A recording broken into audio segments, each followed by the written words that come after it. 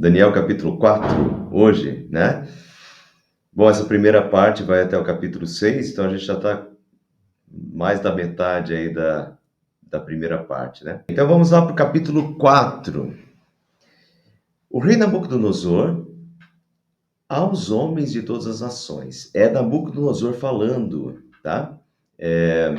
Alguns dizem que era uma carta, outros dizem que é um discurso que foi anotado, mas são palavras do próprio Nabucodonosor. O rei Nabucodonosor aos homens de todas as nações, povos e línguas que vivem no mundo inteiro. Paz e prosperidade.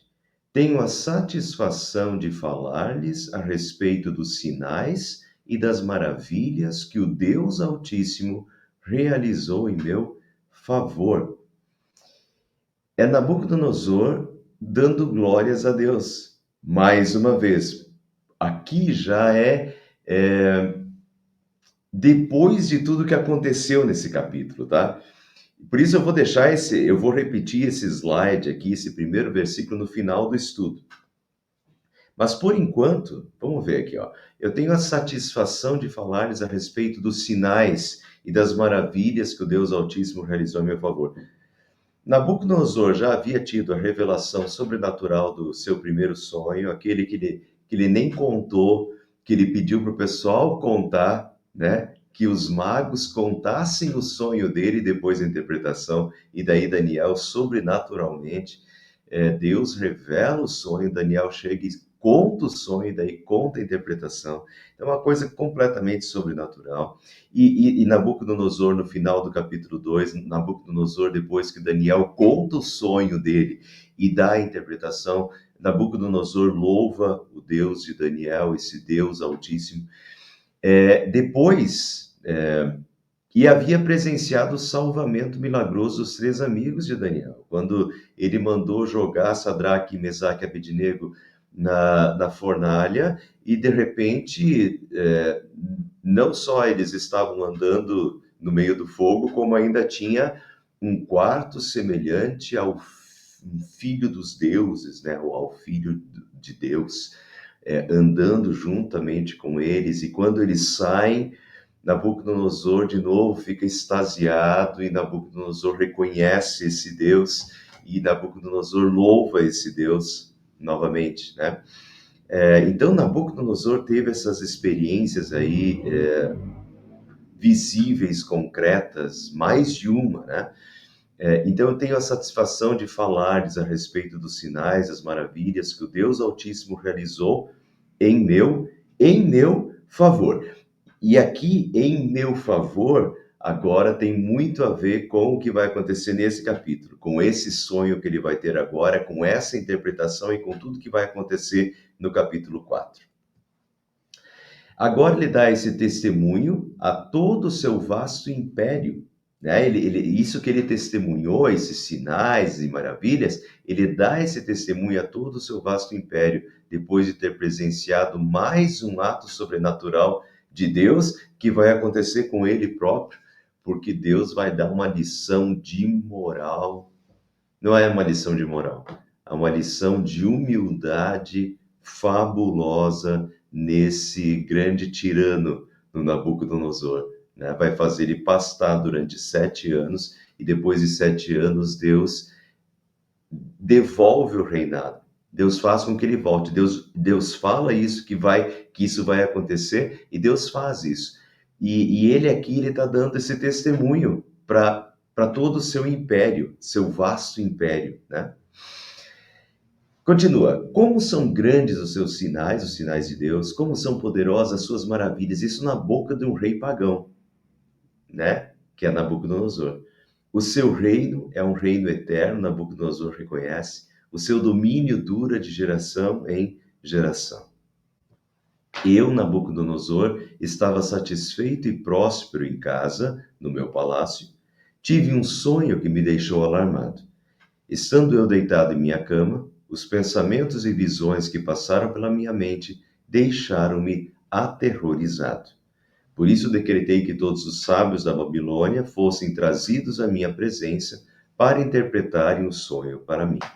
Quando os magos, os encantadores, os astrólogos e os adivinhos vieram, Contei-lhes o sonho, mas eles não puderam interpretá-lo, como já tinha acontecido naquele outro sonho, né, no capítulo 2 da estátua.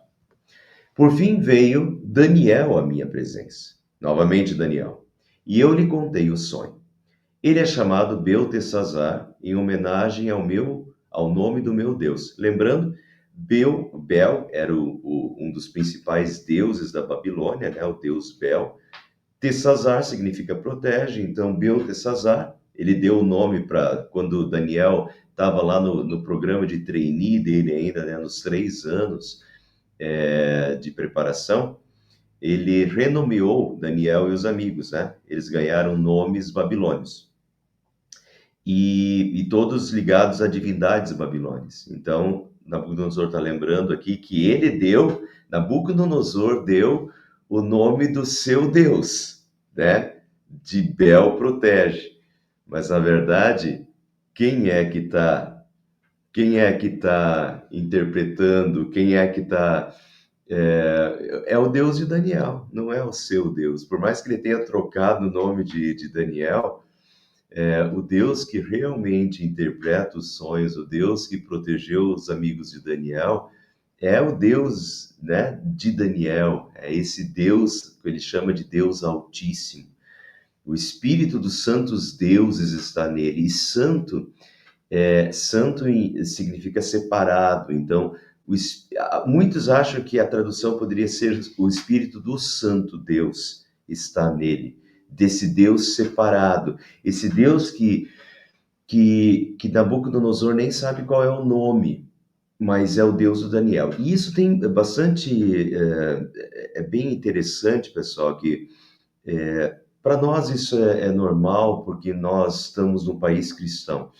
Mas até hoje isso acontece em países que não são cristãos.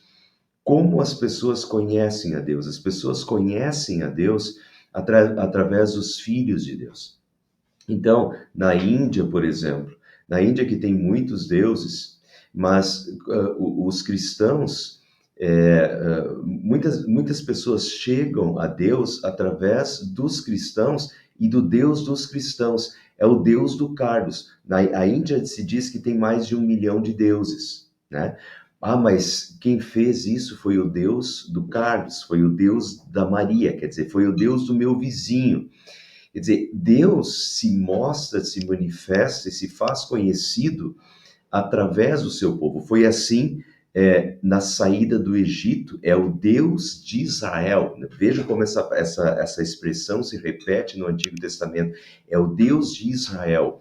Deus se manifesta, Deus se faz conhecido através do seu povo. Nesse caso aqui, é o Deus de Daniel.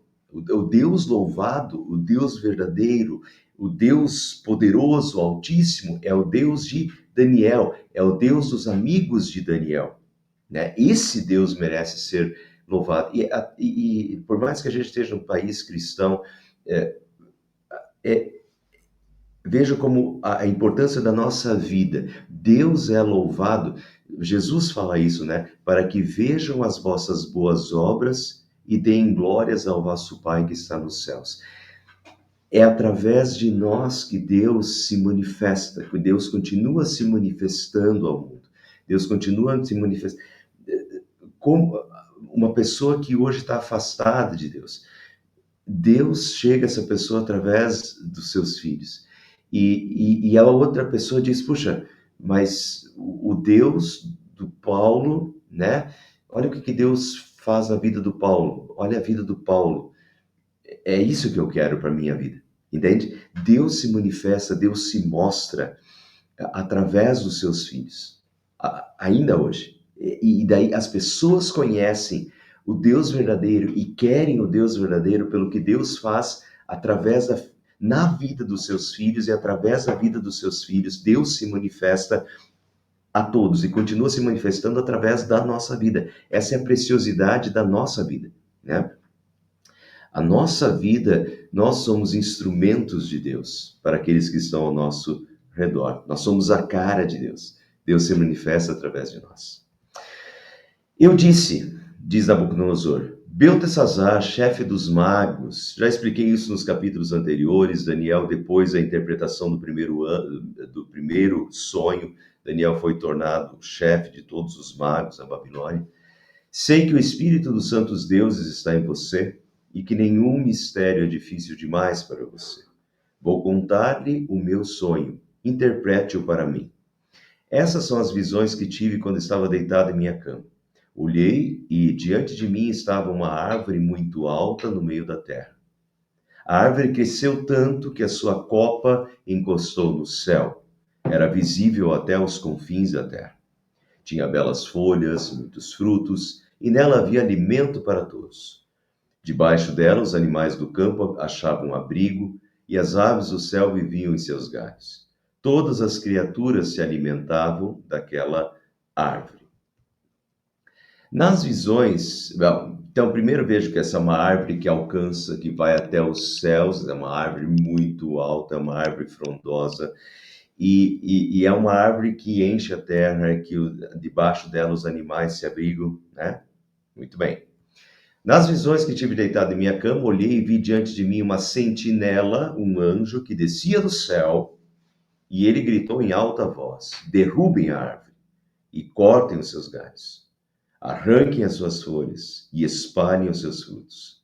Fujam os animais de debaixo dela e as aves dos seus galhos. Mas deixem o topo e as suas raízes presos com ferro e bronze. Fique ele no chão, em meio à relva do campo. Ele será molhado com o orvalho do céu, e com os animais comerá a grama da terra. A mente humana lhe será tirada, e ele será como um animal, até que se passem 7 tempos.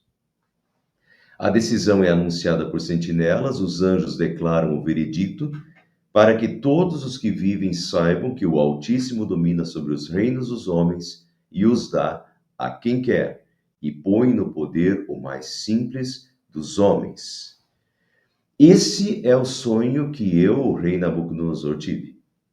Agora, Beltesazar, diga-me o significado do sonho, pois nenhum dos sábios do meu reino consegue interpretá-lo para mim, exceto você, pois o Espírito dos santos deuses está em você.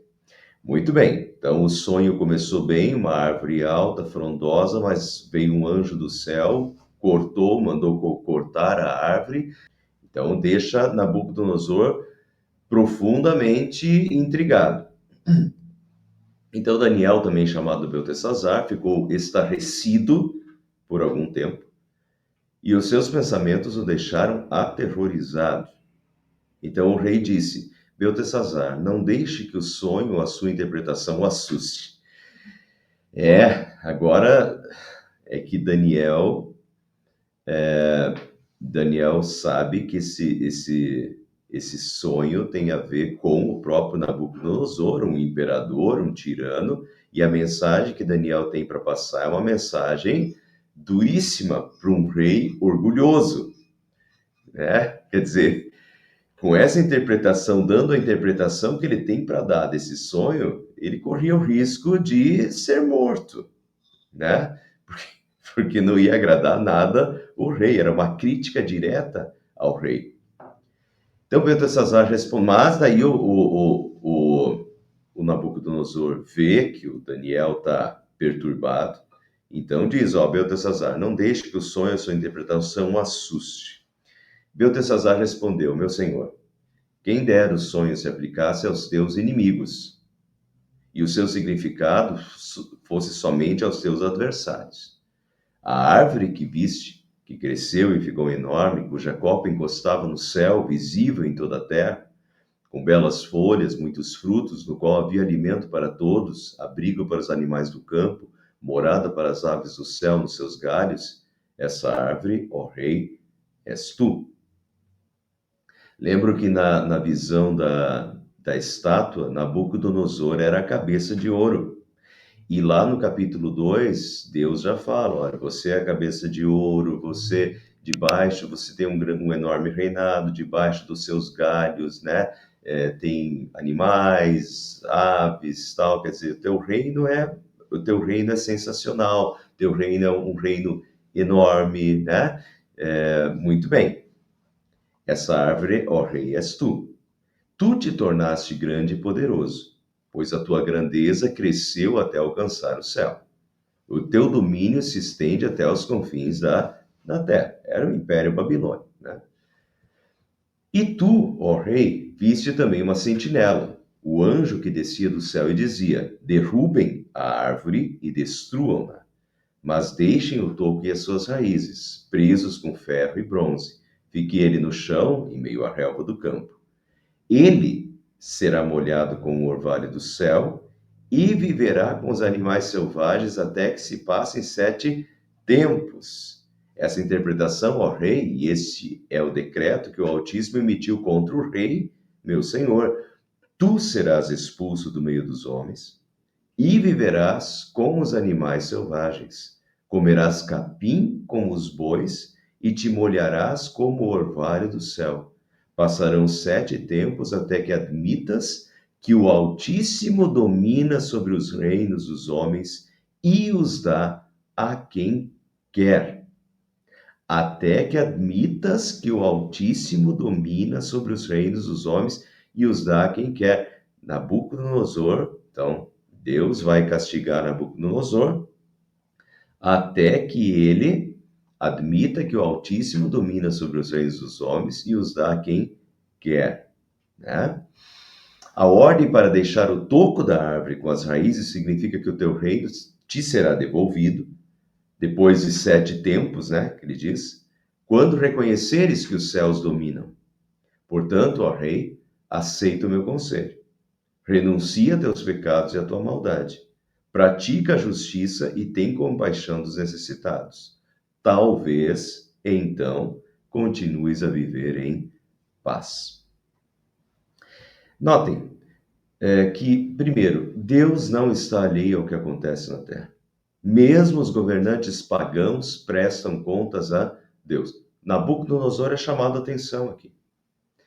Assim como a gente vê isso, eu já dei esse exemplo na semana passada, assim como Deus não estava alheio ao que o faraó do Egito fazia, assim como Deus não estava alheio ao que o rei da Síria estava fazendo.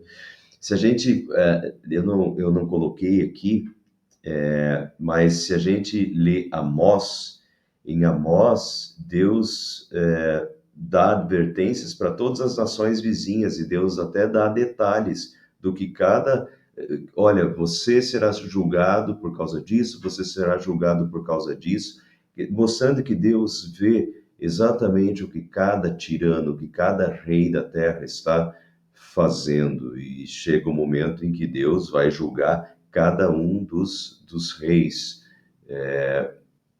Então Deus não está alheio ao que acontece na terra. Mesmo os governantes pagãos prestam contas a Deus e terão que prestar, e o reino é de Deus, né? Quem domina é Deus. E Deus dá a oportunidade de arrependimento. Isso mostra que o destino de Nabucodonosor não era inevitável. Veja como isso aconteceu em Jonas. Jonas foi mandado para onde? Para a capital da Síria, império anterior, império assírio. Jonas foi mandado para Nínive. Nínive era a capital do império assírio. Com que mensagem? Arrependei-vos, né? Senão o castigo virá. Lembram o que o rei de Nínive fez? O rei de Nínive se vestiu de pano de saco, se cobriu de cinzas e decretou um jejum que todos na cidade deveriam jejuar, se vestir de panos de saco, se cobrir de cinzas e jejuar, porque talvez Deus se arrependa e não mande o castigo. E Deus não mandou o castigo para Nínive. Deus chamou ao arrependimento, eles se arrependeram, o castigo não veio. A mesma coisa Deus faz com Nabucodonosor. Vocês vão ver que Deus vai dar 12 meses de prazo. 12 meses, um ano de prazo. Para que ele se arrependa. Assim, pessoal, Deus faz com todos nós também. Deus nos chama ao arrependimento. E Deus nos dá tempo para arrependimento. Ninguém pode dizer que não teve tempo. Deus dá tempo para todos. Deus avisa, Deus adverte, né? A palavra de Deus está aí.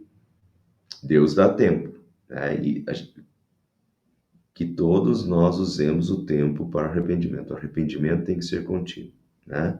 Não esperar vir o castigo para daí a gente notar que a gente deveria ter se arrependido a tempo antes que o castigo viesse. Deus é gracioso, misericordioso e na sua graça e misericórdia Deus dá tempo, né? Agora chega o momento em que Deus também julga e faz juízo. Tudo isso aconteceu com o rei Nabucodonosor. Tudo isso o quê? Tudo isso que Daniel interpreta do sonho.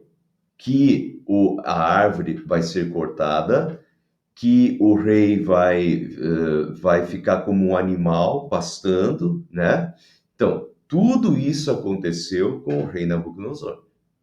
12 meses depois dessa interpretação do sonho, quando o rei estava andando no terraço do Palácio Real da Babilônia, disse: acaso não é esta grande Babilônia que eu construí como capital do meu reino, com o meu enorme poder e para a glória da minha majestade? Olha o orgulho, a prepotência, a arrogância. Acaso não é essa grande Babilônia que eu construí como capital do meu reino, com o meu enorme poder, para a glória da minha majestade? Perfeito. Eu vou dar umas explicações agora, vocês vão ver depois que nesse momento, nesse exato momento, veio o castigo de Deus. Mas, antes, quando o rei estava andando no terraço do Palácio Real da Babilônia, né? E diz, ele estava andando no terraço do palácio e vê a Babilônia, né? A cidade, construir como capital do meu reino, para a glória da minha majestade. Ele está vendo, ele está no terraço do palácio. O que ele vê, pessoal, do terraço do seu palácio? Isso aqui é a National Geographic, os jardins suspensos da Babilônia. Isso aqui é em cima do que um escritor da época descreve dos jardins suspensos. Deixa eu mostrar primeiro para vocês o que o cara escreveu.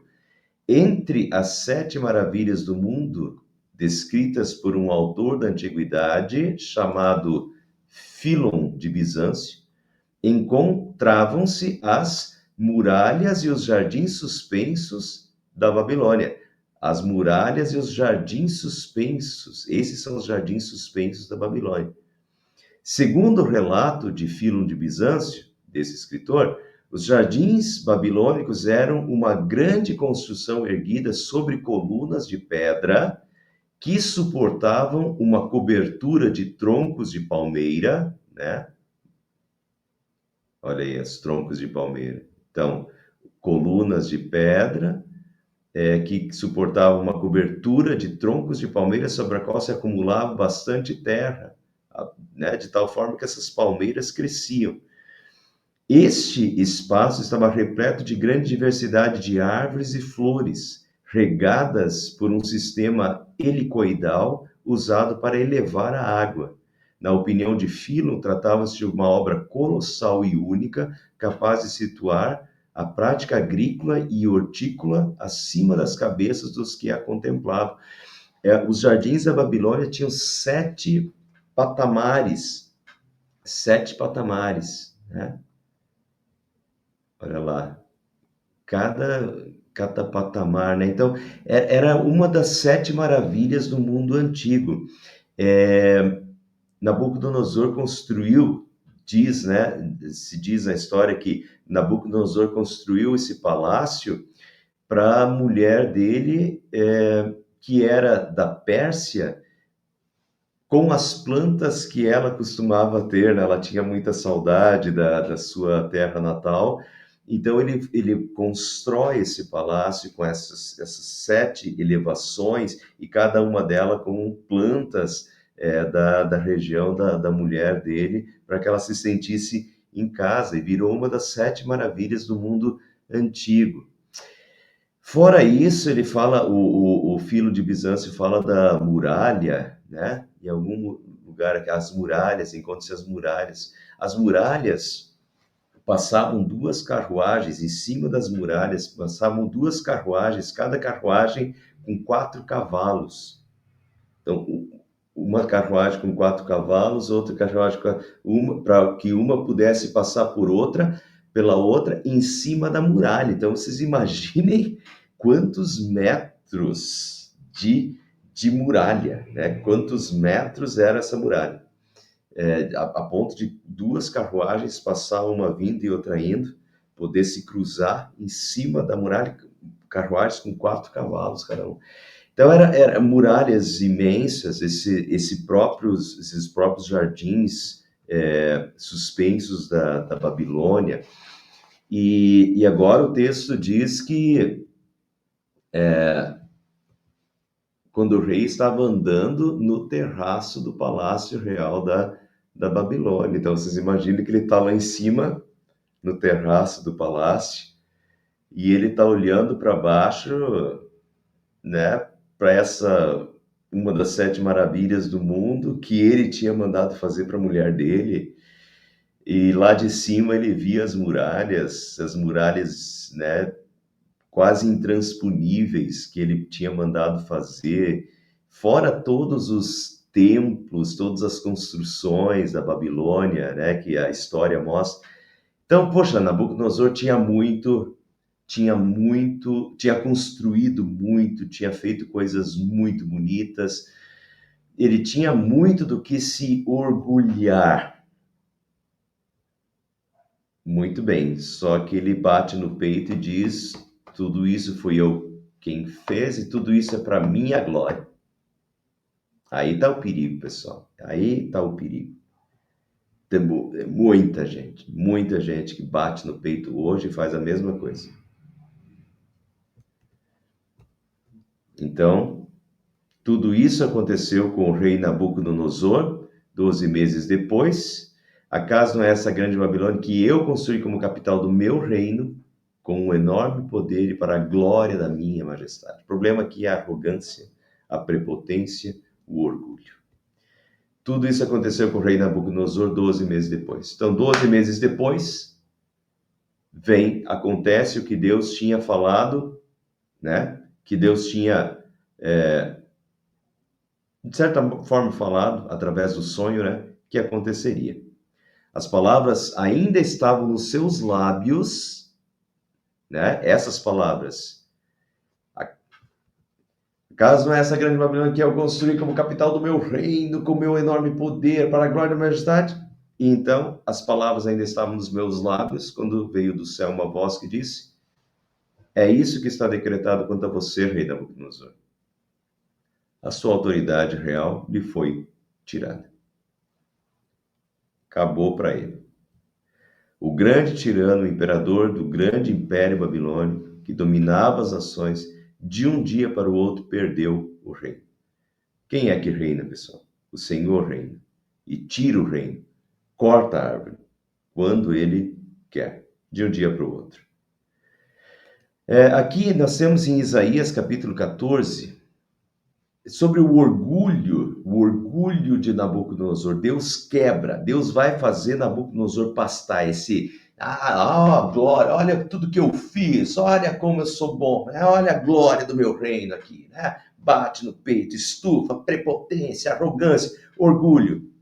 E Deus vai cortar a árvore, e Deus vai fazer ele pastar, vai tirar o raciocínio dele, né? E vai fazer ele pastar como boi, né? Para aprender a ter humildade. É isso que Deus faz com ele. Mas veja em Isaías capítulo 14, hino triunfal sobre a queda da Babilônia. Bem interessante, nós estamos estudando Daniel, mas veja o que Isaías 14 fala sobre um hino triunfal sobre a queda da Babilônia. Povo de Israel, no dia em que Deus vier a dar-lhe descanso do sofrimento, das angústias e da dura servidão que lhe foi imposta, você proferirá esta sátira contra o rei da Babilônia. Uma sátira, né? Uma gozação contra o rei da Babilônia. Como cessou o opressor, como acabou a tirania. O Senhor quebrou o bastão dos ímpios e o cetro dos dominadores. que feriram o povo com furor, com golpes incessantes e com ira dominavam as ações com perseguição irreprimível. Você pensava assim. Ele está se referindo ao rei da Babilônia. Olha aqui, ó.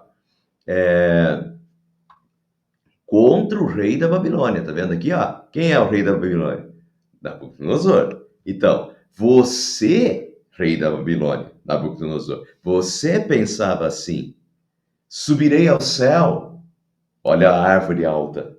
Subirei ao céu, exaltarei o meu trono acima das estrelas, subirei acima das mais altas nuvens, serei semelhante ao Altíssimo. Lembram que no capítulo 3 ele mandou fazer uma estátua de si mesmo para ser adorada, e foi por isso que Sadraque, Mesaque e Abednego foram jogados na fornalha acesa, porque não se dobraram diante da estátua dele mesmo, que deveria ser adorada. Ele se coloca como Deus, e serei semelhante ao Altíssimo. Você pensava assim: os que virem você olharão atentamente e perguntarão: é este o homem que fazia a terra tremer e que abalava os reinos, que transformava o mundo num deserto e arrasava suas cidades, que não deixava seus prisioneiros voltarem para casa? Ou seja, ele está prevendo a humilhação de Nabucodonosor. Então, Isaías e Daniel falam a mesma coisa, né? O orgulho, Isaías mostra o orgulho, a prepotência desse rei, esse conquistador, né?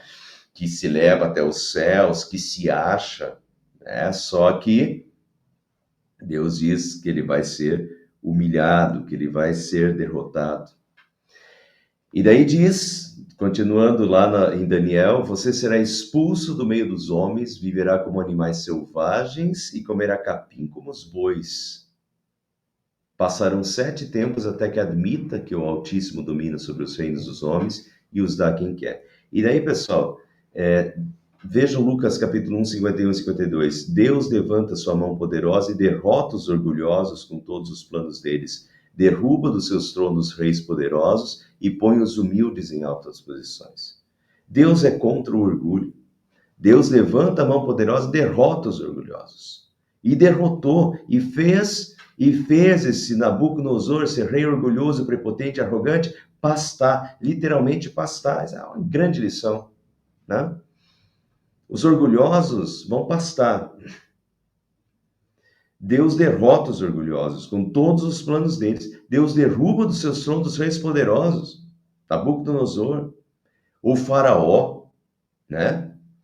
E põe os humildes em altas posições. Põe os humildes em altas posições. Deus é contra o orgulho, a prepotência, a arrogância. A glória deve ser de Deus. A glória deve ser dada a Deus, não a seres humanos. Certo? Esse capítulo de Daniel é um capítulo importante para as nossas vidas. A gente tem essa tendência pecaminosa ao orgulho, a bater no peito e dizer: eu fiz, eu aconteci, graças ao trabalho das minhas mãos, é graças à minha inteligência, é graças ao meu trabalho, olha tudo que eu conquistei, olha tudo que eu fiz, tudo isso aqui foi obra das minhas mãos. É a mesma coisa de Nabucodonosor. Tudo você? Ou tudo isso é bênção? Tudo isso é bênção. Você trabalhou, sem dúvida. Você trabalhou. Mas tem graças a Deus.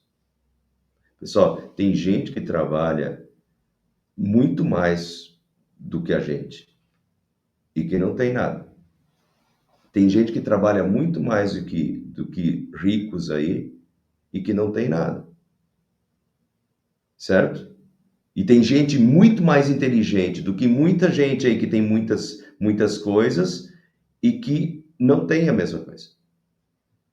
Então, você bater no peito e dizer: isso é fruto do meu trabalho, é porque eu trabalho muito. Tem gente que trabalha mais e não tem.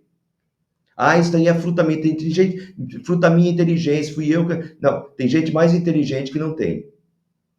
Então, dê graças, seja humilde, agradeça a Deus pelo que você tem. Deus te escolheu e colocou isso, resolveu te agraciar. Dê graças a Deus. Tem gente mais inteligente, tem gente mais esforçada. Tem gente que trabalha muito mais, não tem. Pela sua graça, Deus concedeu isso para você. Levante as mãos aos céus. Agradeça, faça bom uso. Um uso para a glória de Deus e glorifique a Deus. Humildade. Sempre, sempre. Nós somos seres humanos, passageiros nessa terra. Deus é o Deus eterno. Deus merece o louvor, a honra e a glória. Esse capítulo aqui é muito prático para nossas vidas. O castigo divino foi uma doença mental. Essa questão de ele ser expulso do meio dos homens, viver como um animal selvagem, comer capim como os bois. Isso é uma doença mental conhecida como bem da né? Zoantropia, antropos, homem, zoo, animal, um homem que se pensa que é um animal e age como um animal, ou licantropia. Licantropia é a doença mental que é chamada a doença do lobisomem de uma pessoa. Isso acontece, tá? Essa doença mental, ela tem nome: zoantropia, licantropia. A pessoa imagina que é um animal e age como um, por isso que é chamado da doença do lobisomem. Tem pessoas que se acham, né, que se acham um lobo, uivam como lobo, rosnam. Elas realmente, é uma doença mental que a pessoa acha que é um animal e age como um animal, com tudo, late, rosna, uiva, enfim, pasta, come grama. Ela acha que é um animal, é uma doença mental. Provavelmente Nabucodonosor foi mantido amarrado em um dos jardins do Palácio Real, porque diz ali que ele foi com correntes, né? Então, se tornou um animal, e daí para ele não avançar ou não fugir, eles amarraram o animal, né? Nabucodonosor foi expulso dos homens, passou a comer capim como os bois, seu corpo molhou-se como o orvalho do céu, ficava ao ar livre, até seus cabelos e pelos cresceram, como as penas da águia, suas unhas como as garras das aves. Quer dizer, cresceu tudo, cresceu pelo, cresceu unha, castigo divino. É esse cara super prepotente que se achava, né, o bom, o inteligentão, por tudo que fez, agora perdeu a inteligência, perdeu o raciocínio. Vai pastar para aprender, né? 7 anos. A história da Babilônia mostra exatamente uma lacuna de 7 anos no governo de Nabucodonosor. É bem interessante isso. A história, vocês sabem que a história essa história dos reinos antigos é a história vitoriosa dos reis. Só é contado as vitórias e tal. Então é bem interessante que no reinado babilônico de Nabucodonosor vem contando as vitórias, né, as conquistas de Nabucodonosor. Vem, para do nada. Daí continua 7 anos depois. Daí ele fez isso, fez aquilo, conquistou isso, pá. Mas tem 7 anos de lacuna que ele não fez nada. Bem interessante, entendeu? Como assim 7 anos que ele não fez nada? Se ele vinha a toda, de vento em popa, e de repente 7 anos não fez nada, depois ele continua. Exatamente os 7 anos de Daniel aqui. Né? Tem uma lacuna de 7 anos do Império Babilônico de Nabucodonosor. É o período que combina perfeitamente com os 7 anos que Daniel relata que ele pastou, né? Ao fim daquele período, diz o próprio Nabucodonosor, Nabucodonosor, levantei os olhos ao céu e percebi que o meu entendimento tinha voltado. Deus permite que ele recobre a consciência. Então louvei o Altíssimo, honrei e glorifiquei aquele que vive para sempre. Aprendeu, baixou as orelhinhas, louvei o Altíssimo, honrei e glorifiquei aquele que vive para sempre. Quando antes ele estava batendo no peito, dizendo: olha, tudo isso é para a minha glória, agora ele dá glória a Deus. Honrei, glorifiquei aquele que vive para sempre. O seu domínio é um domínio eterno. Ele começa com louvor, termina com louvor a Deus. É o relato de Nabucodonosor. O seu domínio, o domínio desse Deus é o domínio eterno. O seu reino dura de geração em geração. Todos os povos da terra são como nada diante dele. Ele age como lhe agrada, com os exércitos dos céus e com os habitantes da terra. Ninguém é capaz de resistir à sua mão ou dizer-lhe o que fizeste. Ninguém é capaz de resistir à sua mão, nem o maior dos imperadores, né? Nabucodonosor. Naquele momento voltou meu entendimento e eu recuperei a honra, a majestade e a glória do meu reino, como Deus disse que aconteceria, que durante 7 tempos ele ficaria pastando como um animal e depois a árvore seria cortada, mas restaria um tronco do qual viria novamente. Então, o reino foi tirado de Nabucodonosor por 7 anos, mas depois, quando ele recobra a consciência, eu recuperei a honra, a majestade e a glória do meu reino. Meus conselheiros e os nobres me procuraram, meu trono foi restaurado e a minha grandeza veio a ser ainda maior. O que a história de novo mostra. Depois de 7 anos de lacuna, Nabucodonosor é como se ele continuasse, né, o seu reinado. Depois disso, quer dizer, o reinado dele não foi tirado, como Deus disse que não seria. Poderia ter sido, né? Porque o cara fica 7 anos pastando igual louco nos jardins suspensos da Babilônia lá.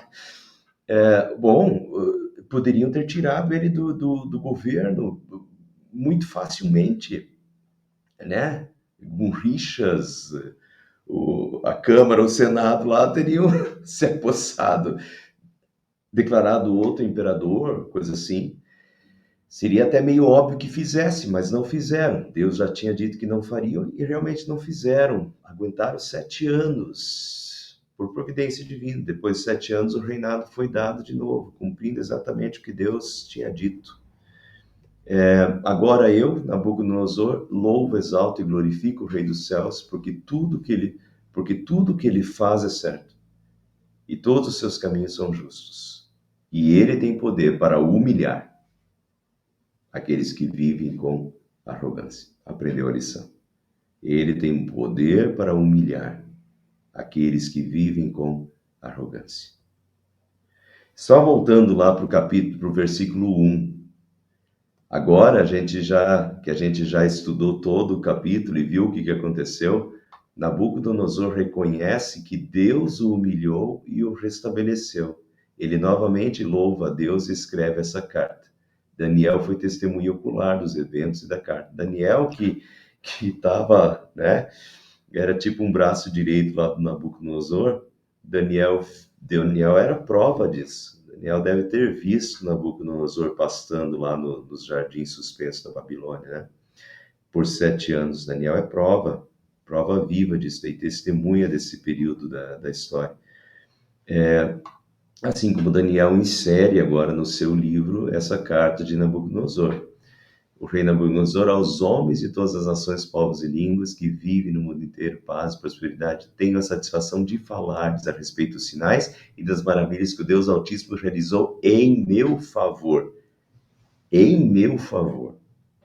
Certo? O sonho do capítulo 2 era Deus estava mostrando os próximos reinos, o reino dele e os próximos reinos. Mas não tem nada muito a favor dele, necessariamente só. Na fornalha acesa, Deus mostra o seu poder, mantendo os 3 amigos de Daniel vivos. Também não tem nada a favor necessariamente de Nabucodonosor, mas o que acontece em favor de Nabucodonosor? Essa lição de humildade que Deus dá nele. Isso Deus realizou em meu favor. Entende? Deus se mostrou e Deus mostrou para ele quem Deus era e quem ele era também, né? Que ele é um rei humano e que deveria dar glória a Deus. Então essa é a maravilha, as maravilhas que o Deus Altíssimo realizou em meu favor. Então belíssimo um belíssimo testemunho de um rei pagão sobre Deus, sobre o Deus verdadeiro, né? E como Deus se importa, e como Deus age. Deus age até num rei pagão, fazendo-o reconhecer e se dobrar diante dele. Para terminar, pessoal, advertência, esse capítulo é advertência contra o orgulho e a arrogância. Provérbios 16:5 diz: o Senhor detesta os orgulhosos, eles não escaparão do castigo de jeito nenhum. E Tiago 4,6 diz: Deus é contra os orgulhosos, mas é bondoso com os humildes. Deus quer humildade, e não arrogância, não prepotência, não orgulho. Deus detesta os orgulhosos. Deus é contra os orgulhosos, mas é bondoso com os humildes. Eles que reconhecem que tudo que tem, tudo que somos e temos, é graça divina sobre nós. Não é porque a gente mereça, é pela graça divina. Se temos, Deus nos deu e Deus nos fez, Deus achou por bem colocar isso nas nossas mãos para que nós administremos como servos dele aqui na terra, para sua honra e glória, não para nossa honra e glória. Para terminar, Lucas 9, 23, 26, Deus derruba dos seus tronos os poderosos, exalta os humildes. E Provérbios 22, 4, a recompensa da humildade e do temor do Senhor são riquezas, honra e vida. A recompensa da humildade são riquezas, honra e vida. Muito bem. Fica aí a lição para todos nós, né? Acabei não comentando, mas a gente poderia dar o exemplo do próprio Jesus, né? Que Jesus, sendo o Deus, Filipenses capítulo 2, sendo Deus, o próprio Deus, não julgou como usurpação ser igual a Deus, mas se humilhou, se fazendo servo. Jesus nos ensinou a humildade, Jesus lavou os pés dos discípulos, né? E disse, façam o mesmo. Humildade, não arrogância, orgulho, prepotência. Deus é contra os orgulhosos. Eu não tive tempo de comentar hoje, eu vou comentar no início da semana que vem, vou anotar isso, mas no capítulo 4 termina a história com Nabucodonosor.